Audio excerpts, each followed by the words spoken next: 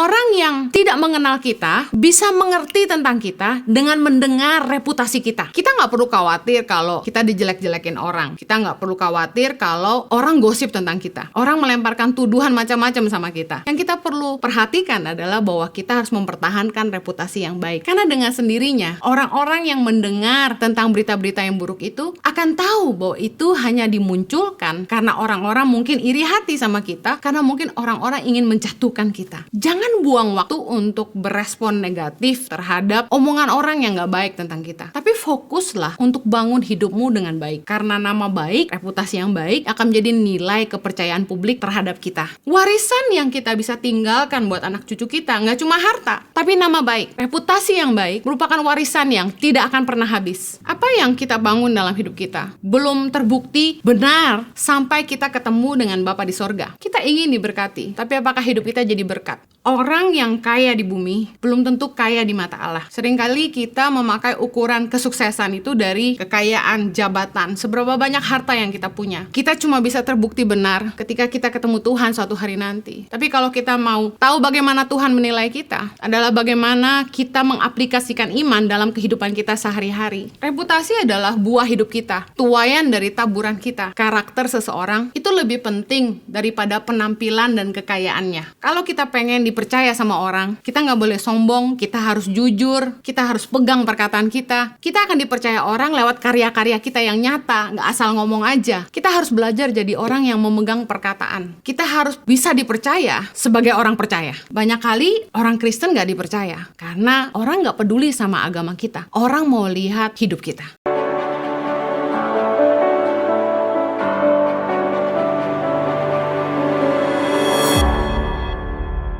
Senang sekali bisa kembali melayani Anda dalam ibadah online bersama Impact Community Indonesia. Kali ini saya akan bicara tentang reputasi. Amsal 22 ayat yang pertama bilang begini, nama baik lebih berharga daripada kekayaan besar, dikasihi orang lebih baik daripada perak dan emas. Reputasi adalah nilai kepercayaan publik terhadap seseorang yang dinilai dari karya dan hidupnya. Reputasi dengan bahasa sederhananya adalah sebagai apa kita dikenal. Apa reputasi Anda hari ini? Tahukah Anda bahwa kalau seseorang punya reputasi yang baik, itu merupakan modal yang sangat-sangat bernilai. Karena dengan reputasi yang baik, kita bisa memberikan rekomendasi yang baik. Dengan punya reputasi yang baik, kita dipercaya orang sesuatu yang besar.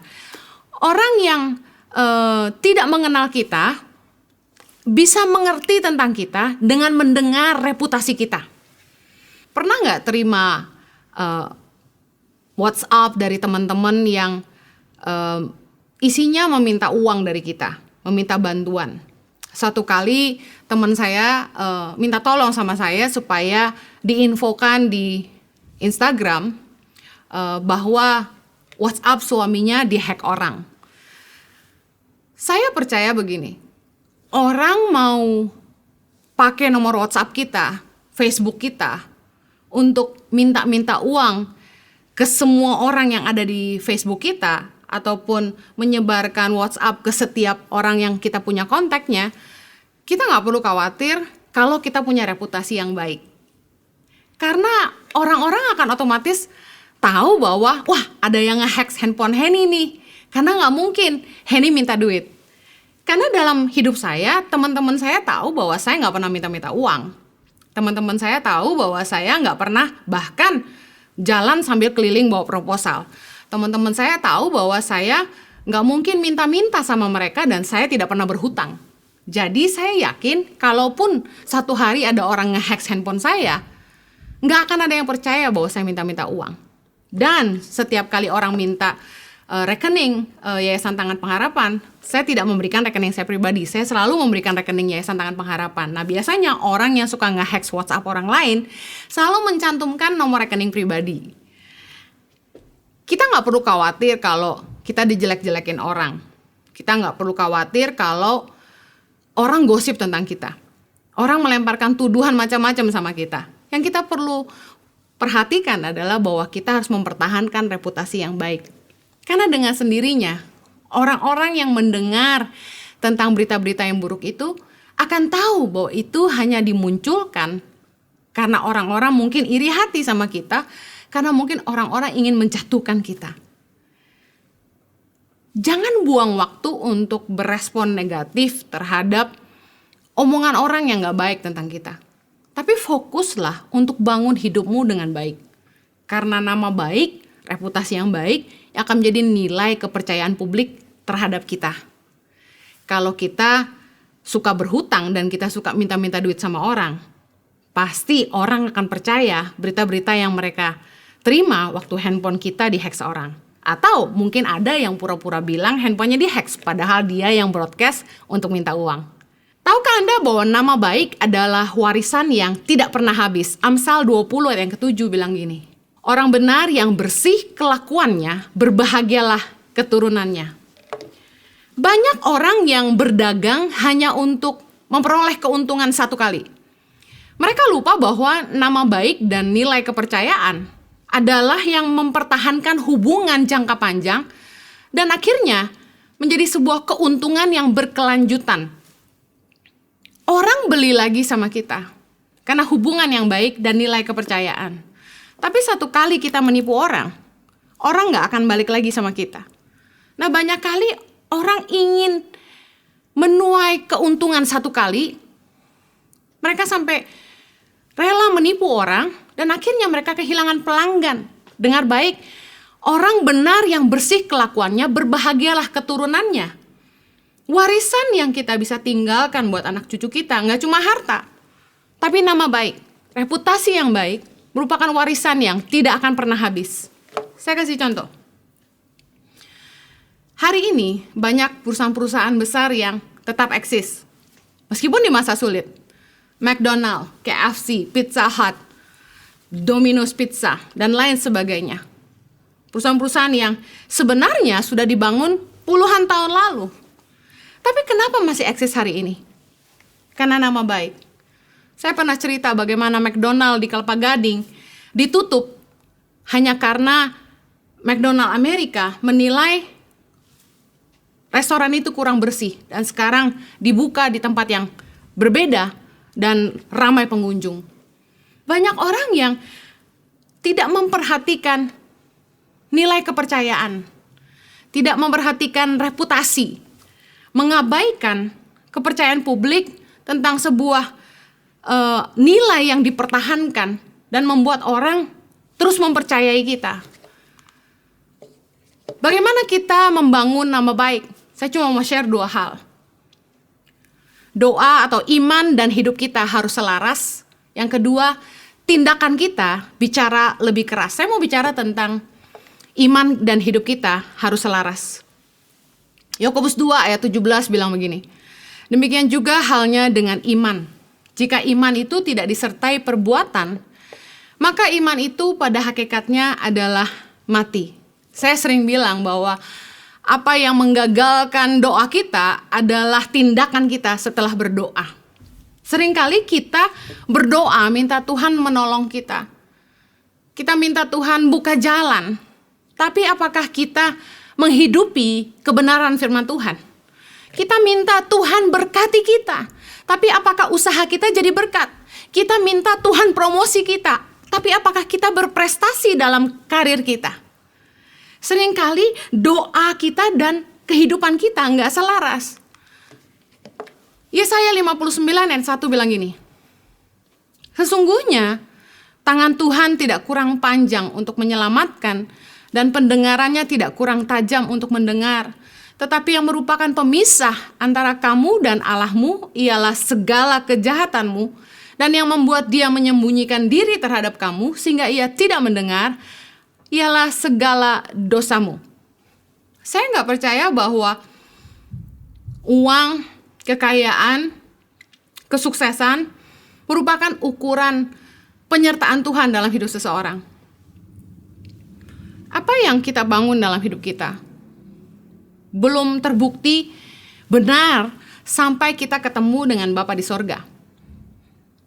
Tapi banyak dari kita juga yang berdoa minta usaha kita disertai Tuhan. Kita berdoa supaya Tuhan promosi kita di tempat pekerjaan. Tapi sederhana aja, apakah hidup kita selaras dengan iman kita? Saya ingat suatu hari ada orang yang membohongi perusahaan tempat dia bekerja. Dia berkata bahwa di pekerjaan sebelumnya dia adalah direktur. Padahal sesungguhnya orang ini dulu hanya seorang manajer. Dan yang membuat saya agak malu, pemilik perusahaan ini berkata bahwa orang yang membohongi dia adalah orang Kristen.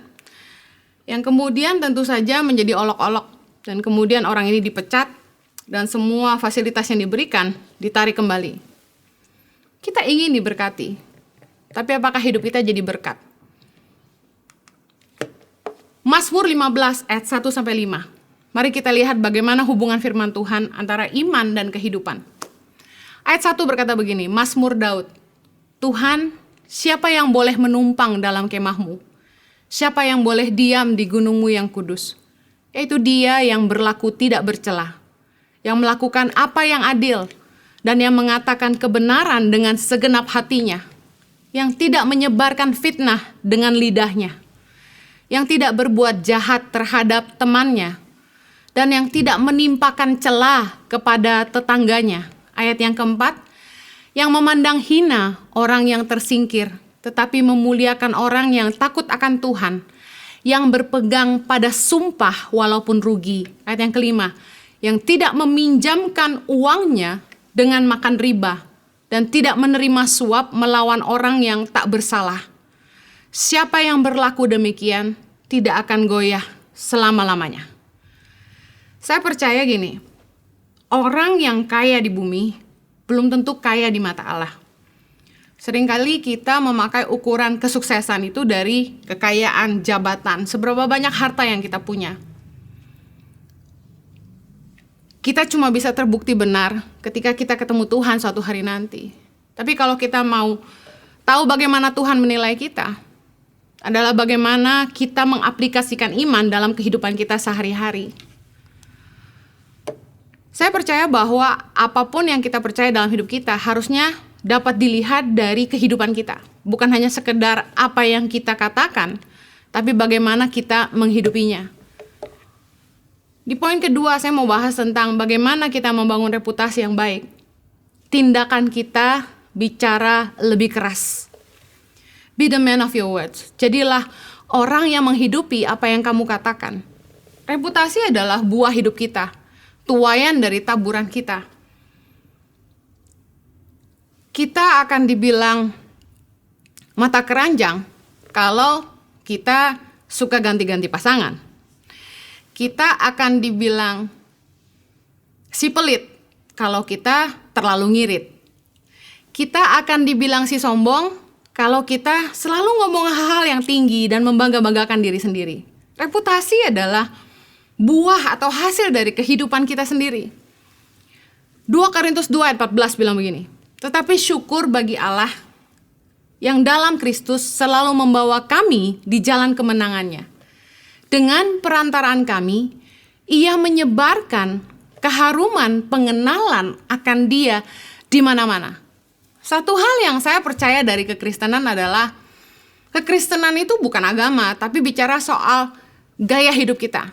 Kekristenan adalah sebuah budaya kehidupan yang menyerupai Kristus.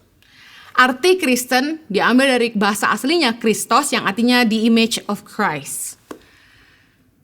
Kekristenan bukan agama yang harus disebarkan, tapi merupakan suatu budaya hidup, nilai hidup yang harus dibagikan.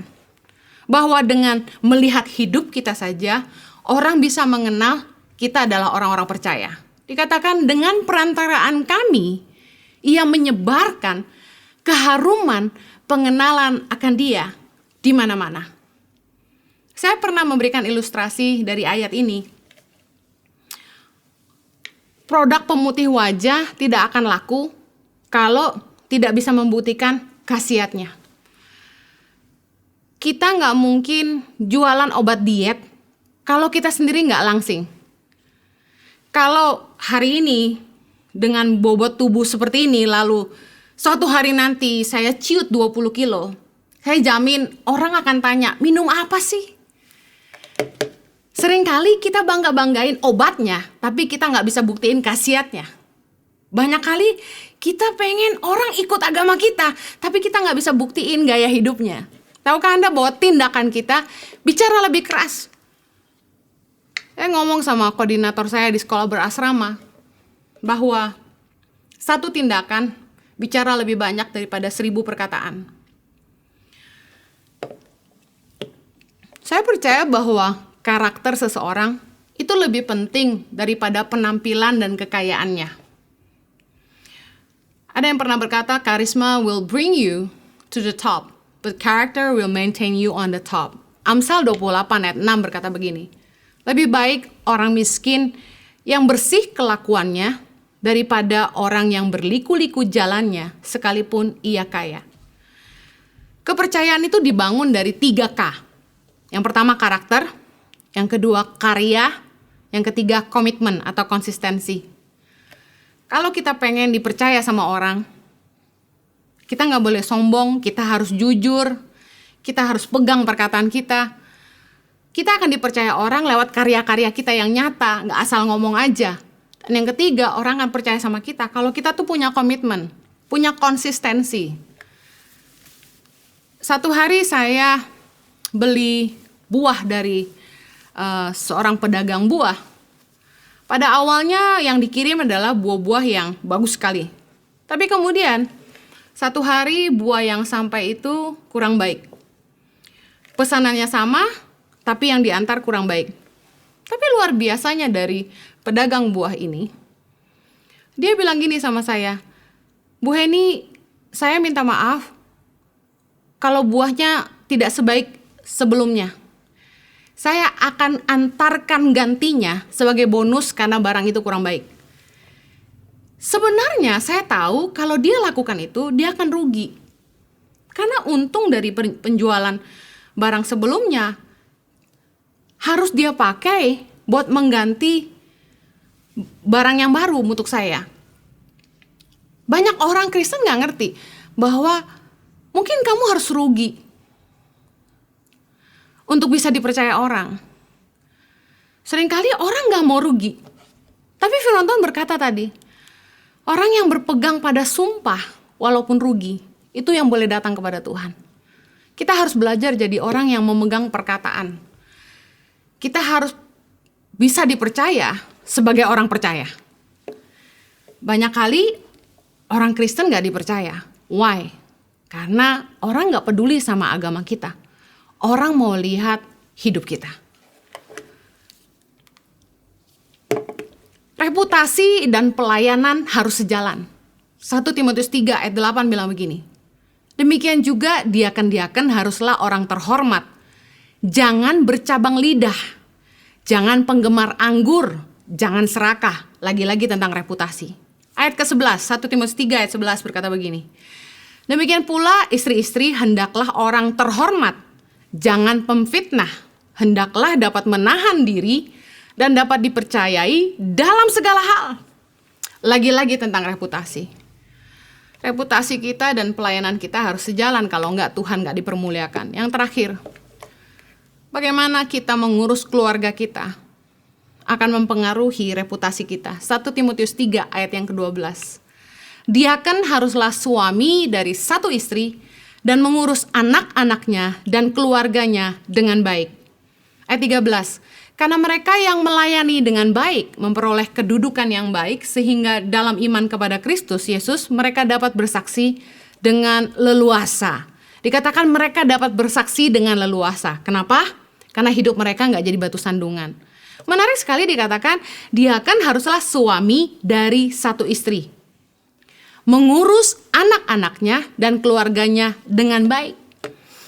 Tidak bisa dipungkiri bahwa reputasi seseorang akan dipengaruhi oleh bagaimana sikapnya terhadap orang-orang di sekelilingnya, khususnya terhadap pasangannya dan keluarganya. Bagaimana seseorang menjalani rumah tangganya akan mempengaruhi pandangan dan kepercayaan publik terhadap dia.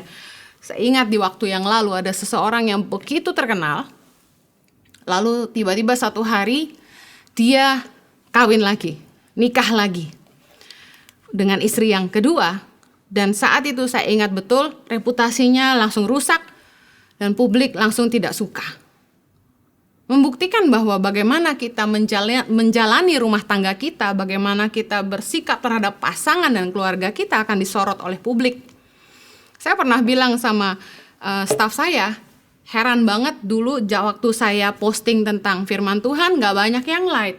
Saya posting tentang pelayanan tangan pengharapan gak banyak yang like, sepi banget. Tapi begitu saya posting, saya lagi ngapain sama anak-anak saya lagi ngapain sama suami saya, yang like banyak banget. Kenapa? Orang lebih suka lihat hidup asli kita di balik mimbar. Orang lebih tertarik seorang Henny Kristianus di belakang layar seperti apa. Boleh juga sekali-sekali saya mau nge-vlog. Tapi apa yang saya mau bicarakan? Kalau kita ingin punya reputasi yang baik, tentu kita ingin punya reputasi yang baik supaya keharuman pengenalan akan Kristus bisa kita sebarkan kemana-mana lewat hidup kita. Tapi saya ingin menutup dengan ini. Kalau kita ingin punya reputasi yang baik, pastikan iman dan hidup kita selaras. Iman tanpa perbuatan mati, dan yang sering menggagalkan doa kita adalah tindakan kita setelah berdoa. Yang kedua, tindakan kita bicara lebih keras. Be the man of your words. Reputasi adalah buah kehidupan kita. Pastikan hidup dan pelayanan kita selaras. Kalau kita ingin diberkati, pastikan hidup kita juga jadi berkat. Saya berdoa agar firman Tuhan ini selalu jadi kekuatan buat kita menjalani hidup kita ke depan. Mari kita berdoa.